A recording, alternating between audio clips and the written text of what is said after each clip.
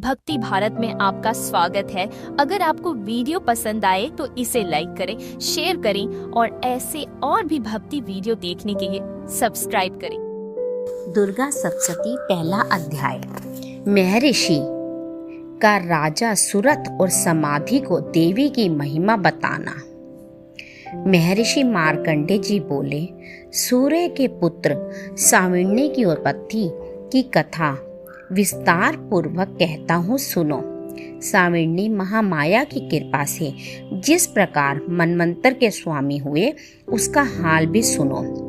पहले स्वारोचिष नामक मनवंतर में चैत्री वंशी सूरत नाम के एक राजा थे।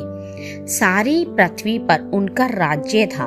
वह प्रजा को अपने पुत्र के समान मानते थे, तो भी कोला विध्वंसी राजा उनके शत्रु बन गए। दुष्टों को दंड देने वाले राजा सूरत की उनके साथ लड़ाई हुई। कोला विध्वंसियों के संख्या में कम होने पर राजा सूरत युद्ध में उनसे हार गए। तब वह अपने नगर में आ गए। केवल अपने देश का राज्य ही उनके पास रह गया और वह उसी देश के राजा होकर राज्य करने लगे। किंतु उनके शत्रुओं ने उन पर वहां भी आक्रमण किया। राजा को बलहीन देखकर उनके दुष्ट मंत्रियों ने राजा की सेना और खजाना अपने अधिकार में कर लिया। राजा सूरत अपने राज्य अधिकार को हार कर शिकार खेलने के बहाने घोड़े पर सवार होकर वहां से एक भयंकर वन की ओर चले गए। उस वन में उन्होंने महर्षि मेघा को आश्रम देखा। वहां मेघा महर्षि अपने शिष्यों तथा मुनियों से सुशोभित बैठे हुए थे और वहां कितने ही हिंसक जीव परम शांति भाव से रहते थे। राजा सूरत ने महर्षि मेघा को प्रणाम किया और महर्षि ने भी उनका उचित सत्कार किया। राजा सूरत महर्षि के आश्रम में कुछ समय तक ठहरे। अपने नगर की ममता के आकर्षण से राजा अपने मन में सोचने लगे, पूर्व काल में पूर्वजों ने जिस नगर का पालन किया था वह आज मेरे हाथ से निकल गया। मेरे दुष्ट एवं दुरात्मा मंत्री मेरे नगर की अब धर्म से रक्षा करे होंगे या नहीं। मेरा प्रधान हाथी, जो कि सदा मद की वर्षा करने वाला और शूरवीर था, मेरे वैरियों के वश में होकर ना जाने क्या दुख भोग रहा होगा। मेरे आज्ञाकारी नौकर, जो मेरी कृपा से धन और भोजन पाने से सदैव सुखी रहते थे और मेरे पीछे पीछे चलते थे, अब निश्चय ही दुष्ट राजाओं का अनुसरण करते होंगे तथा मेरे दुष्ट एवं दुरात्मा मंत्रियों द्वारा व्यर्थ ही धन को व्यय करने से संचित किया हुआ मेरा खजाना एक दिन अवश्य खाली हो जाएगा। इस प्रकार की बहुत सी बातें सोचता हुआ राजा निरंतर दुखी रहने लगा। एक दिन राजा सूरत ने महर्षि मेघा के आश्रम के निकट एक वैश्य को देखा। राजा ने उससे पूछा, भाई तुम कौन हो? यहाँ तुम्हारे आने का क्या कारण है और तुम मुझे शोकाग्रस्त अनमने से दिखाई देते हो, इसका क्या कारण है?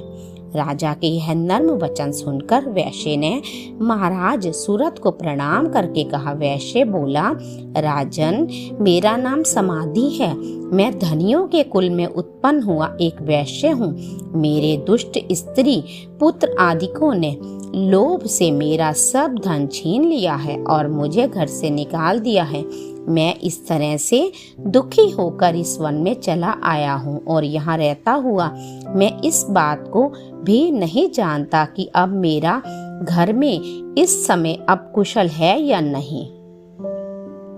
यहाँ मैं अपने परिवार का आचरण संबंधी कोई समाचार भी नहीं पा सकता कि वह घर में इस समय कुशल पूर्वक हैं या नहीं। मैं अपने पुत्रों के संबंध में यह भी नहीं जानता कि वह सदाचारी हैं या दुराचार में फंसे हुए हैं। राजा बोले, जिस धन के लोभी स्त्री पुत्रों ने तुम्हें घर से निकाल दिया है, फिर भी तुम्हारा चित्त उनमें क्यों प्रेम करता है? वैश्य ने कहा, मेरे विषय में आपका ऐसा कहना ठीक है, किंतु मेरा मन इतना कठोर नहीं है। यद्यपि उन्होंने धन के लोभ में पड़कर पितृ स्नेह को त्याग कर मुझे घर से निकाल दिया, तो भी मेरे मन में उनके लिए कठोरता नहीं आती। हे महामते, मेरा मन फिर भी उनमें क्यों फंस रहा है, इस बात को जानता हुआ भी मैं नहीं जान रहा। मेरा चित्त उनके लिए दुखी है। मैं उनके लिए लंबी लंबी सांसें ले रहा हूँ। उन लोगों में प्रेम नाम को नहीं है, फिर भी ऐसे निस्नेहियों के लिए मेरा हृदय कठोर नहीं होता। महर्षि मार्कंडेय ने कहा, हे ब्राह्मण। इसके पश्चात महाराज सुरथ और वैश्य दोनों महर्षि मेघा के समीप गए और उनके साथ यथा योग्य न्याय संभाषण करके दोनों ने वार्ता आरंभ की। राजा बोले, हे भगवान, मैंने आपसे एक बात पूछना चाहता हूँ, सो आप कृपा करके मुझे बताइए। मेरा मन मेरे अधीन नहीं है, इससे मैं बहुत दुखी हूँ। राज्य धन आदि की चिंता अभी तक मुझे बनी हुई है और मेरी यह ममता अज्ञानियों की तरह बढ़ती ही जा रही है। और यह समाधि नामक वैश्य भी अपने घर से अपमानित होकर आया है। इसके स्वजनों ने भी इसे त्याग दिया है। स्वजनों से त्यागा हुआ भी यह उनमें हार्दिक प्रेम रखता है। इस तरह हम दोनों ही दुखी हैं। हे महाभाग, उन लोगों के अवगुणों को देखकर भी हम दोनों के मन में उनके लिए ममता जनित आकर्षण उत्पन्न हो रहा है। हमारे ज्ञान रहते हुए भी ऐसा क्यों है? अज्ञानी मनुष्यों की तरह हम दोनों में यह मूर्खता क्यों है? महर्षि मेघा ने कहा, विषम मार्ग का ज्ञान सब जंतुओं को है। सबके लिए विषय पृथक पृथक होते हैं। कुछ प्राणी दिन में नहीं देखते और कुछ रात को, परंतु कोई जीव ऐसे हैं जो दिन और रात दोनों में देख सकते हैं। यह सत्य है कि मनुष्यों में ज्ञान प्रधान है, किंतु केवल मनुष्य ही ज्ञानी नहीं होता। वह पशु पक्षियों आदि का भी ज्ञान रखते हैं। जैसे यह पशु पक्षी ज्ञानी हैं, वैसे ही मनुष्यों का ज्ञान है, और जो ज्ञान मनुष्यों में है वैसे ही पशु पक्षियों में है, तथा अन्य बातें भी दोनों में एक जैसी पाई जाती हैं। ज्ञान होने पर भी इन पक्षियों की ओर देखो कि अपने भूख से पीड़ित बच्चों को चोंच में कितने प्रेम से और अन्न के दाने डालते हैं। हे राजन, ऐसा ही प्रेम मनुष्यों में अपनी संतान के प्रति पाया जाता है। लोभ के कारण अपने उपकार का बदला पाने के लिए मनुष्य पुत्रों की इच्छा करते हैं और इस प्रकार मुंह के गड्ढे में गिरा करते हैं। भगवान श्री हरि की जो माया है उसी से यह संसार मोहित हो रहा है। इसमें आश्चर्य की कोई बात नहीं है, क्योंकि यह भगवान विष्णु की योग निद्रा है। यह माया ही तो है जिसके कारण संसार मोह में जकड़ा हुआ है। यही महामाया भगवती देवी ज्ञानियों के चित्त को बलपूर्वक खींचकर मुंह में डाल देती है और उसी के द्वारा संपूर्ण जगत की उत्पत्ति होती है। यही भगवती देवी प्रसन्न होकर मनुष्यों की मुक्ति प्रदान करती है। यही संसार के बंधन का कारण है तथा संपूर्ण ईश्वरों की भी स्वामिनी है। महाराज सुरथ ने पूछा, भगवान, वह देवी कौन सी है जिसको आप महामाया कहते हैं? हे ब्राह्मण, वह कैसे उत्पन्न हुई और उसका कार्य क्या है? उसके चरित्र कौन कौन से हैं प्रभु? उसका जैसा प्रभाव हो, जैसा स्वरूप हो, वह सब कृपा करके मुझे कहिए, मैं आपसे सुनना चाहता हूँ। महर्षि मेघा बोले, राजन, वह देवी तो नित्य स्वरूपा है।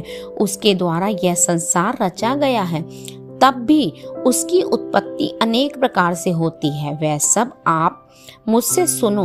वह देवताओं का कार्य सिद्ध करने के लिए प्रकट होती है। उस समय वह उत्पन्न हुई कहलाती है।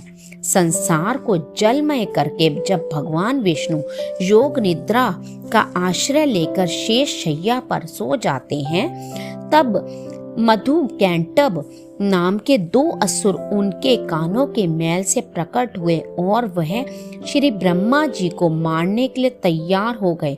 श्री ब्रह्मा जी ने जब उन दोनों को अपनी ओर आते देखा और यह भी देखा कि भगवान विष्णु योग निद्रा का आश्रय लेकर सो रहे हैं, तो वह उस समय श्री भगवान के जागने के लिए उनके नेत्रों में निवास करने वाली योग निद्रा की स्तुति करने लगे।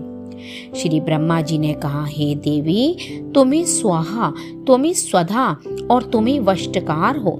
स्वर भी तुम्हारा ही स्वरूप है। तुम्ही जीवन देने वाली सुधा हो।